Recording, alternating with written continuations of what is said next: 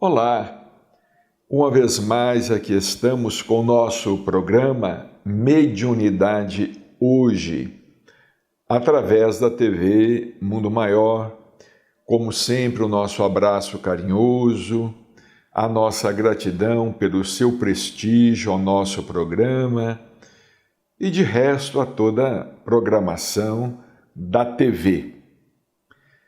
Temos falado sobre a mediunidade de Chico Xavier, falando a respeito de seus casos, de suas histórias, de suas experiências, que sem dúvida muito nos ensinam. A vida de Chico Xavier é um livro. Costumamos dizer que de todos os livros psicografados por ele, nenhum mais importante que o de sua própria vida, do qual ele foi o autor.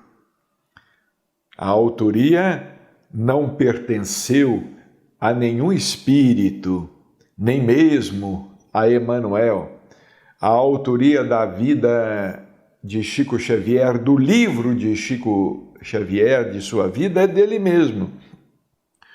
Hoje nós vamos, uma vez mais, recorrer a algumas lições muito importantes, constantes deste livro, pequeno, mas repleto de ensinamentos, As Bênçãos de Chico Xavier, editado pela Didier de Votuporanga, editora de Votuporanga, lá do Lar Celina, do Grupo Espírita Maria de Nazaré.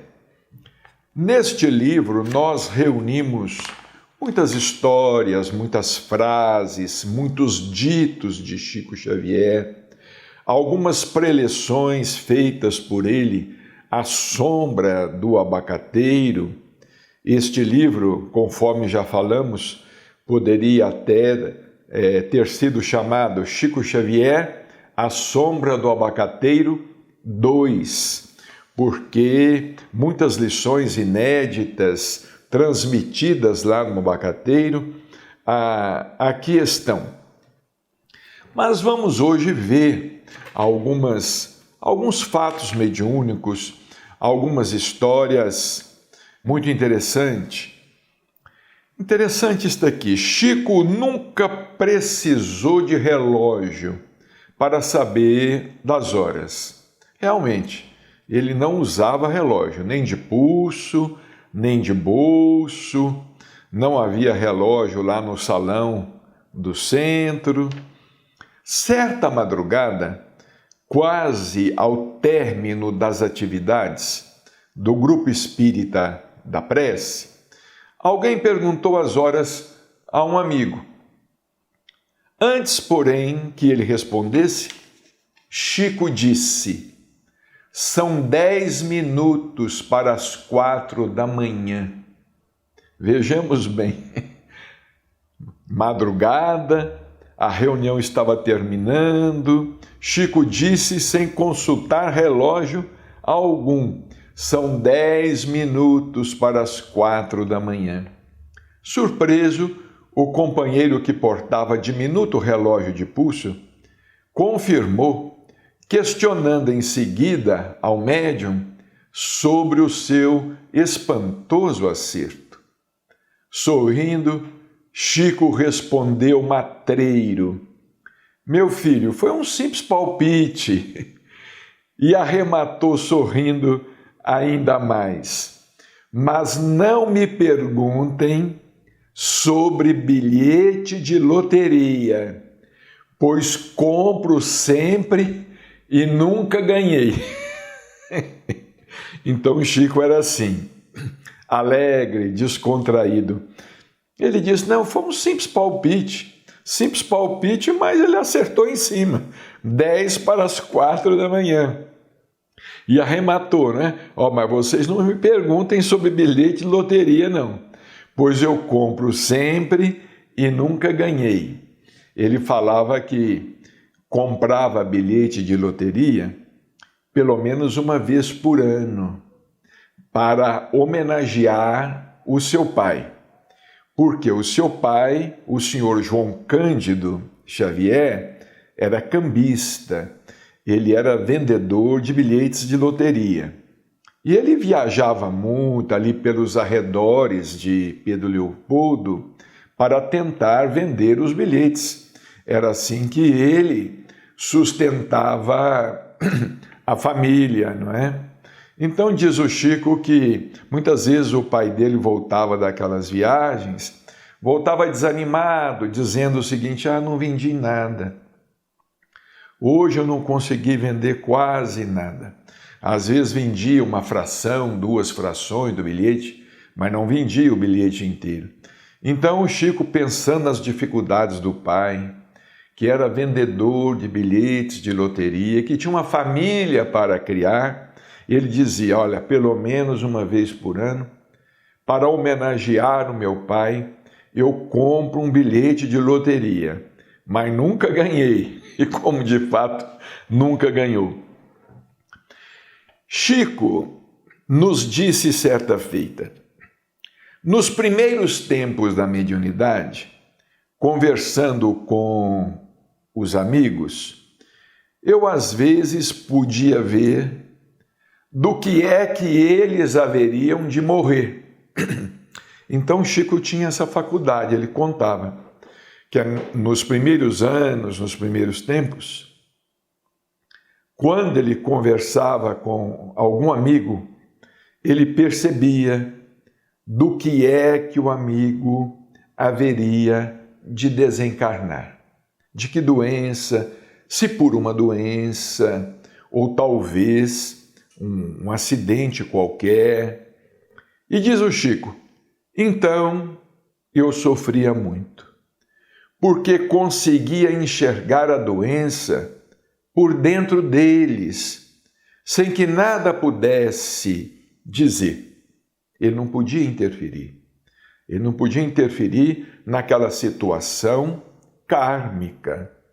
Ele enxergava a doença que ainda não havia se manifestado no corpo, digamos assim. Ele enxergava a doença no corpo espiritual, no perispírito. É provável que, se a pessoa fosse fazer um exame, não detectasse nada, mas daí a algum tempo, daí a alguns meses, daí a alguns anos, a doença surgia e desencarnava a pessoa. Então disse o Chico que ele pedia a Emmanuel que me bloqueasse qualquer percepção neste sentido, pois era muito triste para mim nada poder fazer. Então diz ele que pediu a Emmanuel, que ele não queria continuar tendo aquelas visões, ele não queria continuar com aquela clarividência tão específica, não é? e tão apurada. Nós sabemos, por exemplo, de outros médiuns que aqui em Uberaba eram também portadores dessas faculdades, como, por exemplo, Bento Polveiro. Ele era chamado Bento, o nome dele era Bento, mas era apelidado Bento Polveiro, porque ele tinha uma lojinha de vender foguetes, e ele era um homem analfabeto, mas ele, quando ia transmitir o passe numa pessoa, ele conseguia enxergar o organismo daquela pessoa por dentro. O mesmo acontecendo com a nossa irmã Antusa Ferreira Martins, com a qual, inclusive, nós tivemos oportunidade de trabalhar durante quase 3 anos. Trabalhamos lá na sua casa de tábua, onde ela transmitia passes 3 vezes durante a semana. Aquela fila enorme de pessoas iam receber passe na casa de Antusa. Antusa era surda e muda, mas também era portadora dessa faculdade. Ela transmitia o passe e ela conseguia enxergar o órgão da pessoa, o órgão do corpo, que estava doente, que estava enfermo. Mas continuando a falar sobre Chico Xavier, víamos o Chico folhear um livro que alguém lhe entregara para a sua apreciação. Muitas pessoas entregavam livros ao Chico, livros que eles escreviam, para serem, vamos dizer, analisados, apreciados. Outras pessoas doavam livros de outros autores a Chico Xavier. Ele pegava o livro e começava a folhear o livro. Ele passava displicentemente as suas páginas. Quando, apanhando-nos o pensamento, esclareceu: eu não tenho necessidade de ler um livro para saber do seu conteúdo. Tê-lo em minhas mãos é o suficiente para que eu penetre no tema que o autor desenvolveu, conhecendo, inclusive, detalhes da abordagem feita. É claro que quando o Chico nos dizia essas coisas relacionadas à sua mediunidade, ele sempre o fazia com a maior discrição, como um amigo trocando confidências com outro. Esse mesmo assunto, certa vez, ele disse ao militar, ao soldado que fazia segurança lá da sua casa, que também ficava intrigado com aquilo, porque Chico descia ao centro da cidade, visitava livrarias, bancas de revistas, jornais, revistas, adquiria muitos, mas ele não tinha tempo para ler tudo aquilo. Ele comprava às vezes 10, 15, 20 livros, jornais, revistas, e não tinha tempo para ler tudo aquilo que ele adquiria. Ele gostava muito de livros, ele apreciava muito livros, então ele dizia, certamente pela faculdade da psicometria, de psicometrar. Nós sabemos que a faculdade mediúnica da psicometria, ela enseja que o médium dotado dessa sensibilidade, ao simples toque, à imposição das mãos, ele tem acesso àqueles registros chamados acásticos, que tão bem são descritos também pela médium Ivone Pereira, já desencarnada, num livro muito interessante de sua lavra, O Drama da Bretanha, Foi concebido dessa maneira, através da faculdade de psicometrar, principalmente.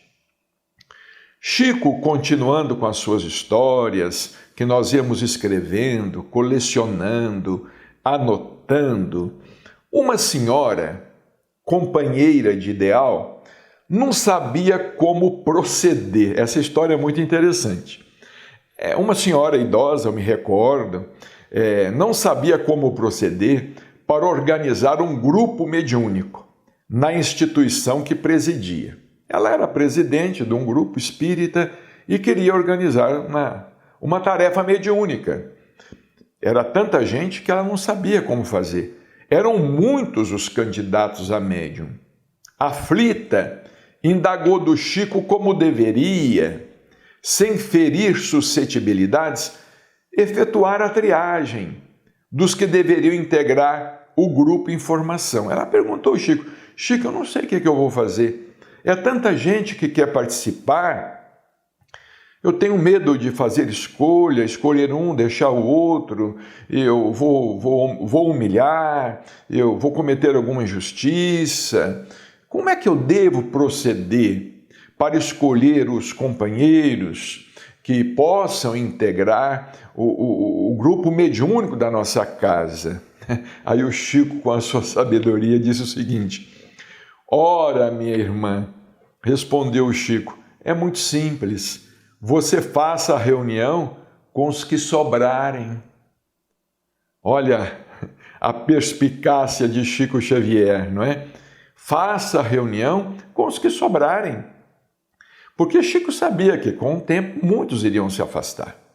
Nem todos haveriam de perseverar ou de revelar a disciplina necessária, não é? Para continuar frequentando o grupo mediúnico. Muitos, às vezes, estavam simplesmente movidos pela curiosidade, por aquela curiosidade inicial, querendo participar, falar com os espíritos, reunião com os espíritos falando, os espíritos escrevendo.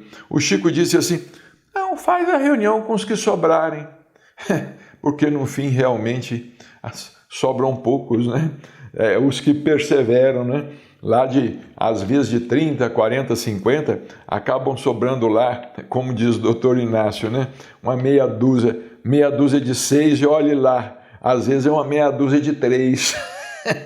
Sobra lá uma meia dúzia de 3 para continuar com a tarefa, né? Uma outra senhora, nas inesquecíveis atividades de peregrinação da Comunhão Espírita Cristã em Uberaba, aos sábados à noite, interessante, porque essa reunião que ficou conhecendo por último, reunião de peregrinação à sombra do abacateiro, ela era diferente das reuniões de peregrinação que Chico começou a fazer lá na Comunhão Espírita Cristã. Lá na Comunhão Espírita Cristã, ali por volta das 7 horas da noite, o trabalho de peregrinação era de peregrinação mesmo, nós peregrinávamos mesmo, ou seja, nós saíamos da sede da Comunhão Espírita Cristã às 7 horas da noite, escuro, as ruas não eram asfaltadas, a iluminação era muito precária, havia muito terreno baldio, muito mato. Um companheiro ia à frente com um lampião. Clareando o caminho. E nós acompanhávamos o Chico a pé durante todo o percurso da chamada peregrinação, que levava em torno de 1h, 1h15, 1h20, visitando algumas casas ali nas circunvizinhanças da Comunhão Espírita Cristã. Casas muito simples, pobres, pessoas necessitadas. Inicialmente, o trabalho de peregrinação era assim, era feito a pé, à luz de um lampião. Depois é que se transferiu lá para o abacateiro. Mas estávamos participando com ele dessa reunião de peregrinação e uma senhora disse-lhe que não conseguia. As pessoas iam conversando com o Chico, iam fazendo perguntas para ele, né? Iam de braços dados com ele. Uma senhora segurava num braço, outra segurava no outro braço, outra ficava tentando segurar no braço dele, e ele caminhando espremido. As pessoas queriam estar perto, próximas a ele, e fazendo perguntas a ele, né? E uma senhora disse-lhe naquela noite que não conseguia, na tarefa da incorporação a que se dedicava, receber a palavra de algum espírito benfeitor. Ela falou com ele: Chico, eu não consigo receber um espírito benfeitor. Eu só recebo espírito sofredor. Não é? Por meu intermédio, na minha faculdade mediúnica, eu só recebo espíritos em sofrimento, espíritos sofredores. Eu não recebo nenhum espírito benfeitor. E ela estava preocupada com aquilo.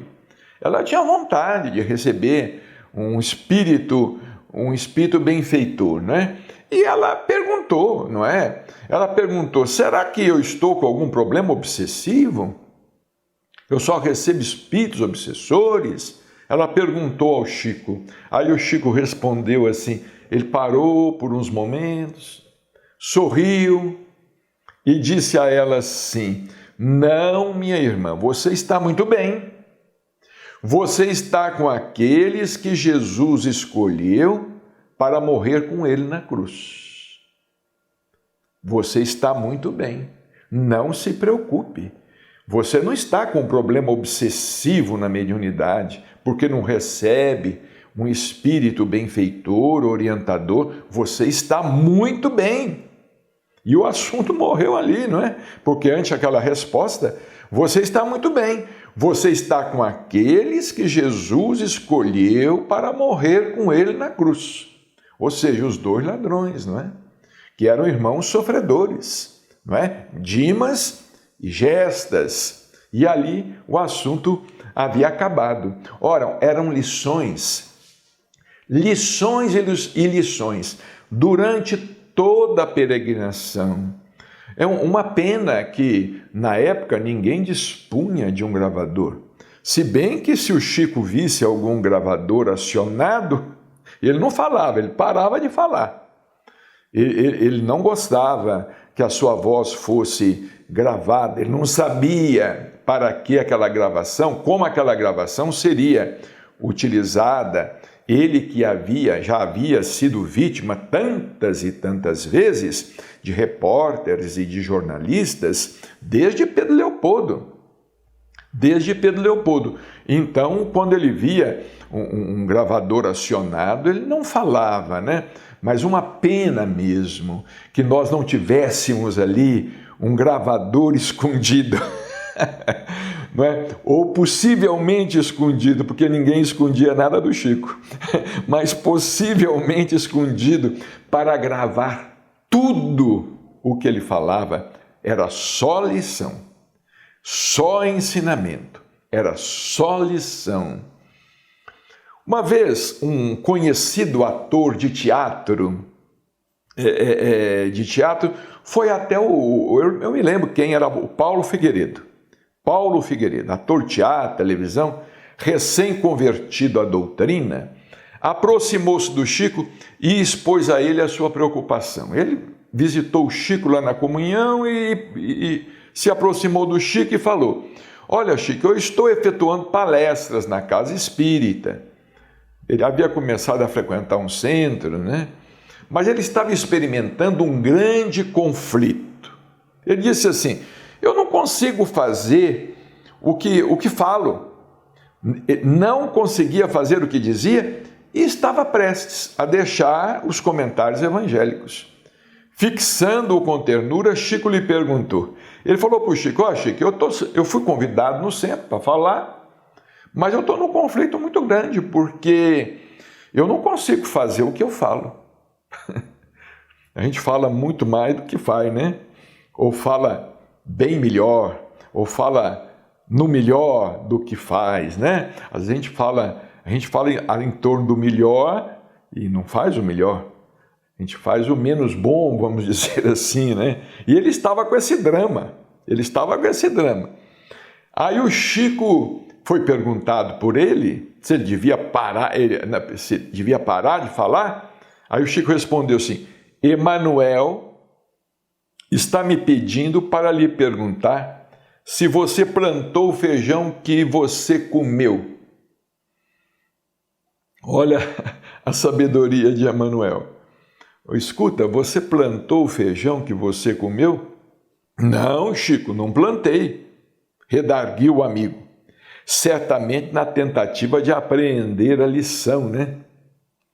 Aí o Chico retornou: pois então, concluiu o nosso benfeitor, você continue falando, alguém haverá de alimentar-se de suas palavras.